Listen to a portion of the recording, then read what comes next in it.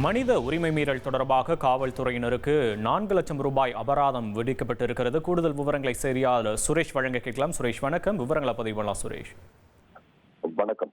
திருநெல்வேலியை சேர்ந்த சந்திரா என்பவருடைய மளிகை கடைக்குள் புகுந்த திருநெல்வேலி டவுன் காவல் நிலைய காவலர் மகாராஜன், உதவி ஆய்வாளர் விமலன் ஆகியோர் அங்கு அவருடைய மகனை பேச்சுவேலை என்பவரை தேடி இருக்கிறார்கள். அவர் கிடைக்காத ஆத்திரத்துல கடையில் இருந்த பொருட்களை உடைத்து சேதப்படுத்தி இதனால தனக்கு 10,000 ரூபாய் இழப்பு ஏற்பட்டதாக கூறி சந்திரா திருநெல்வேலி காவல் ஆணையர் அலுவலகத்தில் புகார் அளித்தார்.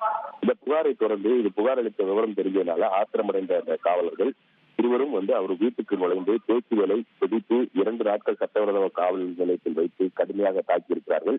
பின்னர் மருத்துவமனையில் சேர்த்து பிறகு சிகிச்சைக்கு பிறகு சிறையில் அடைத்திருக்கிறார்கள். இதனால விசாரணை என்ற பெயரில் மனித உரிமை மீறலில் ஈடுபட்ட இந்த காவல்துறை அதிகாரிகளுக்கு எதிராக நடவடிக்கை.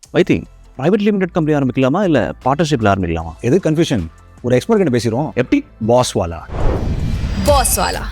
பி தி பாஸ் எடுக்க வேண்டும் என்று சந்திரா தமிழ்நாடு மாநில மனித உரிமை ஆணையத்தில் புகார் மனு தாக்கல் செய்திருந்தார். இந்த புகார் மனுவை விசாரித்த ஆணையத்தினுடைய உறுப்பினர் கண்ணதாசன் பேச்சுவேலையுடைய கை கால்களை கட்டியதோடு காலில் சிலிண்டரை தொங்கவிட்டு கொடுமைப்படுத்தியிருக்கிறது என்பது நிரூபணமாக இருக்கிறது என்று சொல்லி விசாரணை என்ற பெயர்ல துன்புறுத்திய இந்த காவல்துறையினருக்கு பாதிக்கப்பட்டவர்கள் குடும்பத்துக்கு 4,00,000 ரூபாய் இழப்பீடு வழங்க வேண்டும் என்று தமிழக அரசுக்கு உத்தரவிட்டிருக்கிறார்கள். இந்த இழப்பீட்டுத் தொகையை உதவி ஆய்வாளர் விமலன் மற்றும் காவலர் மகாராஜனிடமிருந்து தலா 2,00,000 ரூபாய் வீதம் வசூலிக்க வேண்டும் என்றும் அவர்களுக்கு எதிராக துறை ரீதியான நடவடிக்கை எடுக்க வேண்டும் என்றும் பரிந்துரைத்திருக்கிறார்.